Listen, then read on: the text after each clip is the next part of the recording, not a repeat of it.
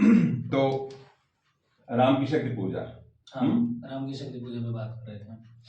तो परीक्षा के दृष्टिकोण से हम नहीं बता रहे हैं, उपयोग के दृष्टिकोण से। तो राम की शक्ति पूजा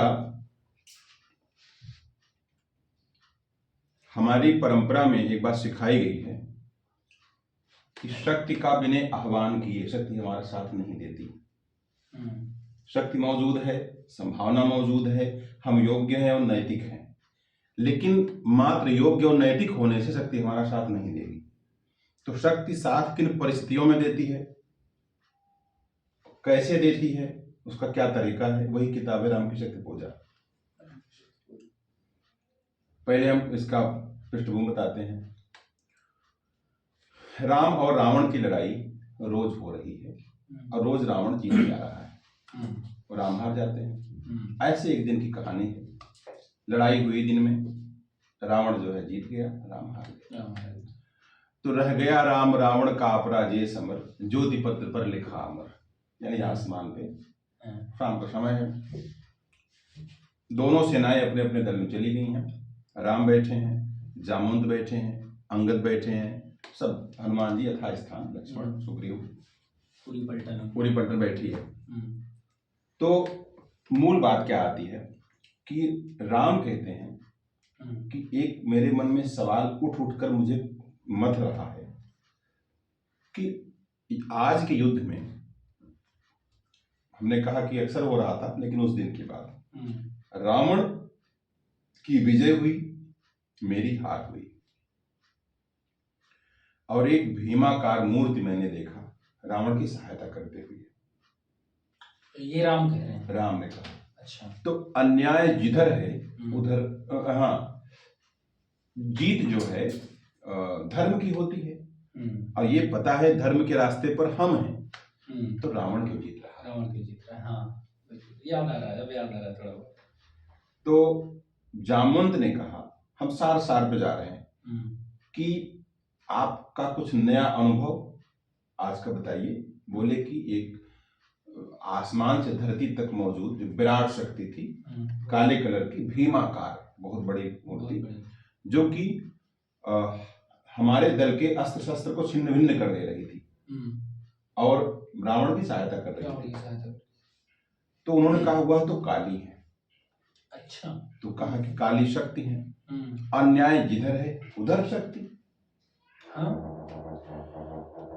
तो जामवंत ने कहा कि शक्ति का सिद्धांत न्याय पर नहीं डिपेंड करता।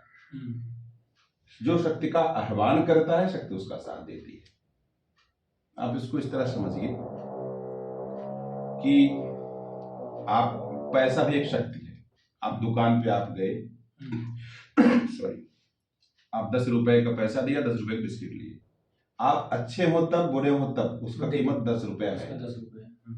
वह उस आपकी अच्छाई की वजह से नहीं दे रहा, वो उस कीमत की वजह से दे रहा है। तो आपके पास अगर शक्ति है, आप विजित होंगे। आप अन्यायी हैं कि न्यायी हैं, एक अलग बात। अब शक्ति एक है, और लेकिन शक्ति रावण की सहायता कर रही है, तो शक्ति उसके पास क्यों है? अब विचार ये आता है। इस प्रकरण में छोटी सी कहानी बता देते हैं कि राम को बड़ा जब पीड़ा होती है कि काली उसकी सहायता कर रही हैं, तो राम की आंखों से 2 आंसू गिरते हैं, और हनुमान जी पैर दबा रहे थे, उनके जब गरम गरम आंसू गिरते हैं तो विचार करते हैं कि हमारे रहते प्रभु को कष्ट।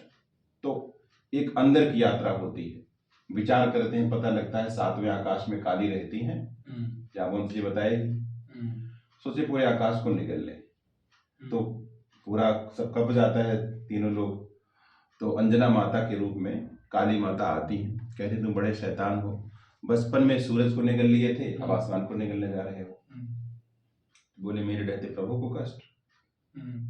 उनका जीत धर्म की ही होगी, चिंता मत करो, लेकिन इसके लिए उनको उद्यम करना पड़ेगा, चिंता मत करो। सामान्य अवस्था में आ जाते हैं और भी बातें हैं, मूल भाव। इधर विभीषण व्यंग करते हैं कि मुझको तो राजा पहले बना के बैठ गए आप, अस कह राम तिलक थे सारा कृष्ण बही अपारा। तो एक प्रकार से उस स्थिति में ऐसे थे राम, उसी में उनको ख्याल आता है पुराना वो लता अंतराल मिलन, जब लता की ओर से उधर सीता जी इधर ये देख रहे थे एक दूसरे को, श्रृंगार का उदय, थोड़ा प्रसन्नता आ गई समता। स्वभाव में। तो खैर जामुन जी ने कहा कि आप जो है इस समय बैठे हम लोग आशीर्वाद दे रहे हैं, इस समय वो अपना मस्तक काट काट करके चढ़ा रहा होगा या आह्वान कर रहा होगा। तो शक्ति की उपासना करनी होगी। अब महाभारत में भी देखो, चाहे कौरव दल के हों दुर्योधन, पांडव दल के अर्जुन, दोनों कृष्ण से मत माने जाते हैं। तो शक्ति के पास जाना पड़ेगा। यूं ही साहब को बहुत सच्चे हैं जीत जाए, तो जीतने के लिए सच्चा और धार्मिक पर्याप्त नहीं है इतना होना, शक्ति का आह्वान करना पड़ेगा। तो राम ने कहा कि जब एक ही शक्ति है, उनके साथ है, मेरे साथ मेरा सहायता कैसे करेगी? तो उन्होंने कहा कि तुम करो शक्ति की मौलिक कल्पना। तो कहे मतलब कहा शक्ति की करो मौलिक कल्पना, तो जो तामसिक रूप में शक्ति काली बनकर के उनकी सहायता करती है, वही दुर्गा के रूप में तुम्हारी दुर्गति का शमन करेगी, मदद करेगी। तो 108 लाल कमल वो देवी रव नामक सरोवर से हनुमान जी ले आते हैं। हाँ, एक एक फूल चढ़ाते हैं, एक एक फूल चढ़ाते हैं, और उसके बाद फिर जो है लास्ट में एक कम पड़ जाता है, एक कम पड़ जाता है, देवी उठा लेती परीक्षा लेने के लिए। वो है ना। तो उनके मन में विचार आता है, अगर पूरा फूल चढ़ाएंगे नहीं वो अधूरी रह जाएगी, और फूल कहाँ से लाएं? तो उनको एकाएक मन में आता है, ये इनकी मौलिक सोच है कि मुझे बचपन में माँ राजीव नयन कहते, तो मैं अपनी एक आँख। हाँ, तो राजीव माने नीला कमल होता है। तो मेरे पास दो है, तो धनुष बाण उठाते हैं, तिरछा एक चढ़ा दे, देवी आती हाथ पकड़ लेती है। और उसका भाव क्या था? वही शक्ति पूजा है। हाँ, मतलब होगी जय पुरुषोत्तम नवीन, का महाशक्ति और राम बदन में हुई ली। तो इस कथा का सारांश क्या है? एक तो निराला जी का जीवन, कि एक निराला वो है जब उनकी बेटी मर गई और उनकी पत्नी मर गई, तो उनका दुखी जीवन की कथा रही, सरोज स्मृति में लिखे हैं। एक निराला है जो इसमें कहते हैं, एक रहा वह राम का मन जो न थका, आवाज ही स्थिति आ गई है, तो शक्ति की करो मौलिक कल्पना। तो एक तो निराला का व्यक्तिगत जीवन दिखता है, दूसरा वो दौड़ दिखता है जिस दौर में रचना की गई कि हमें फिर से शक्ति की कल्पना की ओर जाना चाहिए ताकि भारत विजित हो, जो कि राम को भी करनी ही पड़ी थी। हाँ, तो एक रूपक है वो, जो कि बंगला में कृत्तिवास रामायण से लिया गया है ये प्रसंग। तीसरा, हम सभी के लिए चेतना उठाने के लिए जीवन में भी ये उपयोगी है। तो भाव ये है कि विजित होने के लिए, जीतने के लिए नैतिकता या धर्म पर्याप्त नहीं है, शक्ति का आह्वान करना पड़ेगा। अब चाहे आप धर्म के साथ हो या अधर्म के साथ, वो दूसरी बात। आप पूरब जाना है आपको, आप बहुत अच्छे आदमी हैं, पश्चिम जा रहे हैं, नहीं पहुंचेंगे। बहुत बुरे आदमी हैं लेकिन पूरब ही जा रहे हैं, पहुंच जाएंगे। हाँ, तो दिशा शक्ति। अच्छा, एक और बात है, इस बात को समझिए कि जितने भी हमारे अवतार हैं सबके पास शस्त्र हैं। भगवान श्री राम धनुष बाण है, वो भी दैवी अस्त्र हैं, और हनुमान जी के पास गदा है, कृष्ण के पास चक्र है, विष्णु के पास चक्र है, गदा भी उनके पास तो क्या नहीं है, दुर्गा माता के पास 8 हाथ, उनमें अस्त्र है, परशुराम के पास है। हाँ, अस्त्र क्यों दिखाया गया? इसलिए दिखाया गया कि उतना ही, मतलब हालांकि वो एक आदर्श रूप में है अपने जीवन में या अवतार में, लेकिन बिना शक्ति के विजित नहीं होगी, मतलब सत्य की जीत नहीं होगी। दूसरी बात, कहीं मैंने किसी का इंटरव्यू देखा था कि अब ये हुआ कि एक तलवार है या कोई अस्त्र है, 2 व्यक्ति है, एक अच्छा एक बुरा, किसके हाथ में हो? अच्छा व्यक्ति ये कहता है कि भाई हिंसा हम पसंद नहीं करते, दूर रखो, और वो किसी के पास रहेगी, शक्ति का स्वभाव सक्रिय रहना, वो दुष्ट के पास जाएगी, कटेगा कौन? सज्जन। तो इस देश में या कहीं भी पराभव तब शुरू होता है कि जब तथाकथित अच्छे लोग शस्त्र छोड़ देते हैं। शस्त्र अच्छे लोगों के ही पास होना चाहिए। कुछ ऐसा रूपक बना दिए गए जैसे अकेला चना फाड़ नहीं फोड़ सकता, असल में जो चना फाड़ फोड़ता है अकेला ही होता है। मतलब कि शस्त्र जरूरी है, लेकिन किन हाथों में है?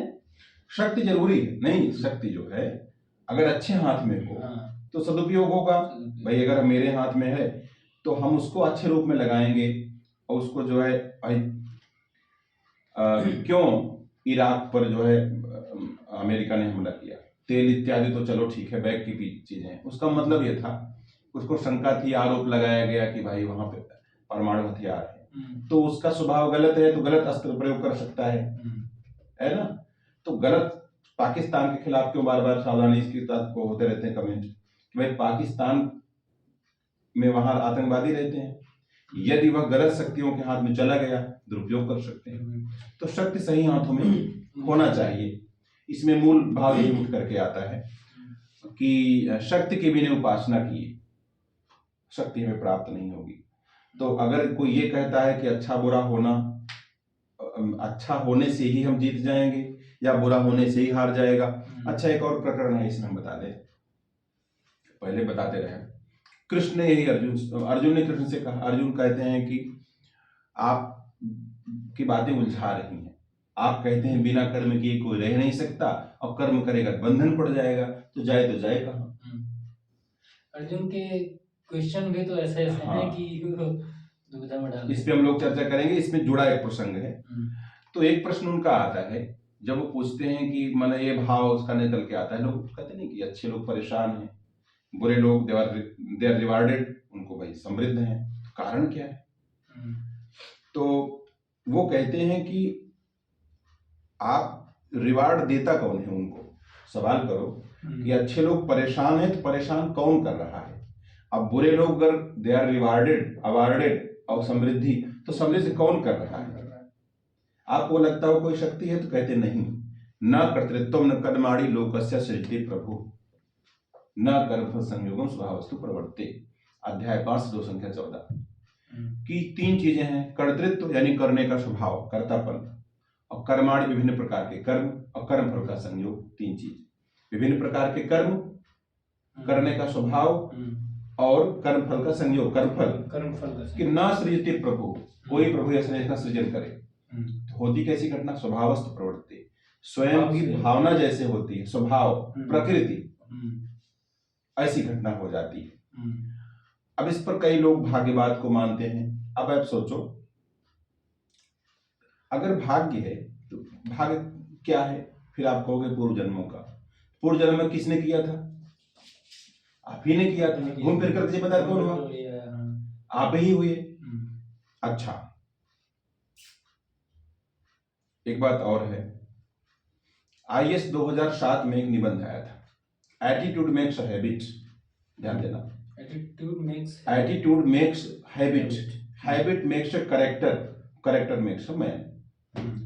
अभिवृत्ति आदत बनाती है, और हैबिट चरित्र में, आदत चरित्र बनाती है, चरित्र व्यक्ति का निर्माण करता है।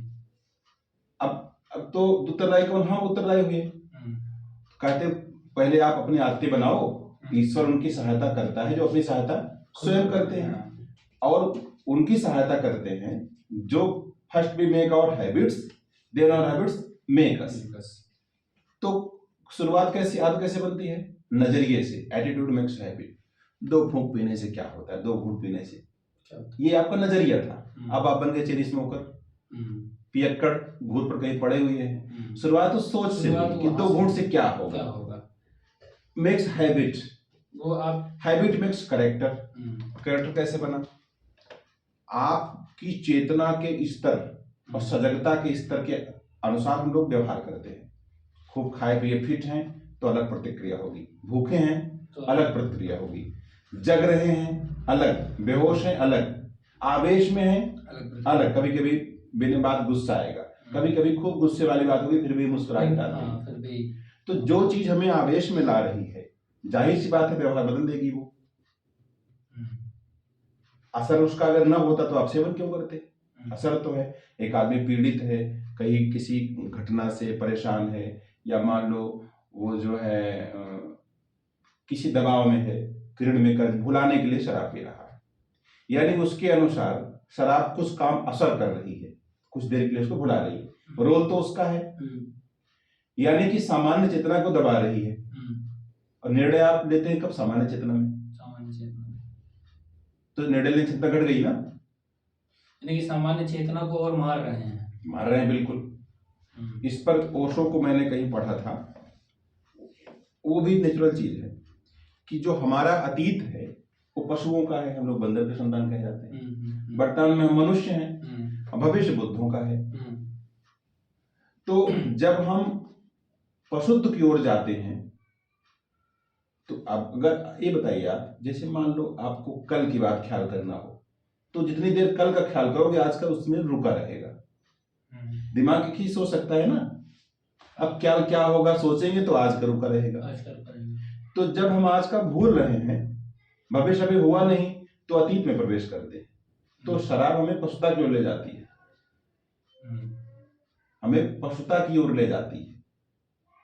तो जो सहारे हैं, सहारे कठिनाई का सामना करने से हमें, देखो हम इसको बड़प्पन के रूप में ले रहे हैं या आप कुछ किसी और रूप में ले रहे हैं, जो भी ले रहे हो, लेकिन सच है कि हम सामना नहीं कर पा रहे हैं, कमजोर थे इतने हैं। तो जो चीज हमको सहारा पकड़ा रही है वो तो कमजोर कर रही है ना। अब मोबाइल फोन जब नहीं था, कितने नंबर घर के याद रहते थे, जब डायरी थी हमारे पास। अब ये जब से मोबाइल फोन आ गया, क्या हो गया, अपना नंबर याद हो जाए बड़ी बात है। तो सहारे से कमजोर होते हैं। अभी आप कहीं जा रहे हैं, कोई कहते हैं रुके रहो, बाइक लेके हम आ रहे हैं, और ना आए दिक्कत हो गई। तो जब कहीं आशा हो गई, आशा होती, प्रयत्न कम हो जाता है। तो ऐसे ही भाव सिर्फ इसका ये है कि हम नजरिया बनाती आदत, और आदत बनाता है चरित्र, चरित्र बनाता है व्यक्ति। तो उसमें जो स्वभाव की बात करते थे, व्यक्ति के बनने में स्वभाव, उसका स्वभाव कैसा था, उसकी हाँ फर्स्ट थिंकिंग क्या थी, वो बहुत मायने रखती। स्वभाव या उसके अंदर जो बैठा है गहरे तक, वो असर करता है। ऐसे ही जैसे एक अंतिम बात करके प्रश्न को यहाँ विराम दिया जाएगा। कृष्ण अक्सर कहा करते थे कि कर्ण बड़ा दानी है, तो अर्जुन माने ना, तो बड़ा उनको बुरा लगता था, तारीफ सूत पुत्र बोलते थे। कहा चलो आज हम टेस्ट करते हैं। तो दोनों लोग गए, किसके पास गए, एक मिनट, ठीक है, हाँ। तो पहले दोनों लोग ब्राह्मण का रूप धारण करके या कोई स्वांग करके, कृष्ण और अर्जुन युधिष्ठिर के पास गए। युधिष्ठिर से कहा ये स्वागत है, उस वेश में गए थे, क्या सेवा करूं, कहें कुछ नहीं, हम लोग 2 रोटी खाए निकल देंगे, लेकिन एक शर्त है कि चंदन की सूखी लकड़ी और हम लोग खुद खाना बनाएंगे। तो बोले ठीक है, लेकिन इन लोगों ने इसके पहले पूरे मार्केट से सूखी चंदन की लकड़ी गायब करा दी थी, ढूंढे कहीं नहीं मिला, नहीं मिला तो कहा कि चलो हम चलते हैं कर्ण के पास। कर्ण के पास गए, कहा भाई स्वागत है, क्या सेवा करें, वही बात बोले कि सेवा क्या महाराज, 2 रोटी खाएंगे, चले जाएंगे। कहा ठीक है, स्वागत का हम खाना खुद बनाएंगे। कहा ठीक है भाई, चंदन सूखी लकड़ी हो, नहीं मिली पूरे मार्केट में। उसने कहा ठहरिए, यहाँ से कोई जा नहीं पाएगा बिना खाए, मतलब आप लोग खाली नहीं आ पाएंगे। उठाया धनुष बाण और सब जो दरवाजे थे सब चंदन के थे, दरवाजा फर्नीचर, राजा था भाई, तोड़ गिरा दिया, ढेर लगा दिया। उन लोगों को नाटक करना था, 2 रोटी बनाए चल पड़े। दोनों लोग शाम को आए युधिष्ठिर के पास, तो बड़े परेशान थे। कृष्ण से बोले कि केशव, आर्यावर्त का सम्राट मैं, अब बताओ 2 लोग आए, रोटी नहीं खिला पाए हम, वो साला सूत पुत्र, उसने खिला दिया। अंग का, वो भी उधार का राज्य उसको कृपा मिला है, उनका ये प्रकृति है, उसकी स्वभाव है, जिसका स्वभाव उसको याद नहीं करना पड़ता। और ये चीजें उनके पास भी रही होंगी मौजूद, भाई वही तो कह रहे थे कि वो पूरा दरबार ही था उनके पास, सम्राट ही थे, क्योंकि उनके मन में यही रहा होगा ना कि अब तो है ही नहीं। तो दान उसकी प्रकृति थी। तो घटना कैसे होती, स्वभावस्तु प्रवृत्ति, जैसा स्वभाव वैसा प्रवर्तन होता है। ईश्वर उत्तरदायी इसमें नहीं है। वही 5वें अध्याय का 14वां श्लोक। हाँ, अध्याय 5 श्लोक संख्या 14, स्वभावस्तु प्रवर्तते। और वही आईएएस का जो बता रहे थे, मैं habit makes character, character makes man. लेकिन हैबिट कैसे बनेगी, एटीट्यूड मेक्स हैबिट। यदि आप बात सोचो हम ये कर सकते हैं, ऐसा बनावटी नहीं, अंदर आ जाए हम कर सकते हैं, इससे एहसास है ना। अरे यही सोचो आप, जैसे कि पैसे का प्रबंधन करना होता है, कोई कह देगा आप आशा होगी 10,000 वहां से मिल जाएगा, प्रयास आपका घट जाता है। आशा को कोई नहीं देगा, तो फिर पैसा आप तब भी आपके निरंतर पास प्रयास- आएगा, हाँ, पैसा करते तब भी आएगा, प्रयास करते। तब प्रयत्न आप करेंगे। तो नजरिए से शक्ति में अंतर आता है। और एक और बात जोड़ देंगे प्रसंग, जैसे मान लो 5 फीट आपको जंप करना हो, दुविधा में पड़ जाओगे। और रात में मान लो चोर आ जाए, कोई घटना हो जाए, सोचोगे ही नहीं। हाँ सोचोगे नहीं, उससे लंबा सोचोगे। खाई भी हो, झाड़ी भी हो, दीवार भी हो, वो शक्ति कहाँ से आई? कहाँ से आई? वो शक्ति थी, जब हम सोच रहे थे तो नहीं कर पाए। दिमाग से सोचते हैं आप ना, ज्यादा सोचना, जो गरजते मरजते नहीं, और जिसको करना है वो सोचता नहीं, तो उस समय आप आवेश में कर जाते हो। तो ऐसे ही है वही कि शक्ति कहीं बाहर से नहीं आती। दुर्योधन और कर्ण वाली, दुर्योधन ने सोचा कि मार्केट में तो है नहीं चंदन, अब खिलाऊंगा। दुर्योधन नहीं, युधिष्ठिर उसकी प्रकृति में था। उसने सोचा। अब प्रकृति का निर्माण एक दिन में नहीं होता है, धीरे धीरे बनता है। तो फिलहाल यहीं पर जो है विराम दिया जाता है, हम लोग जो है विराम लेते हैं। ठीक है, नमस्कार। नमस्कार।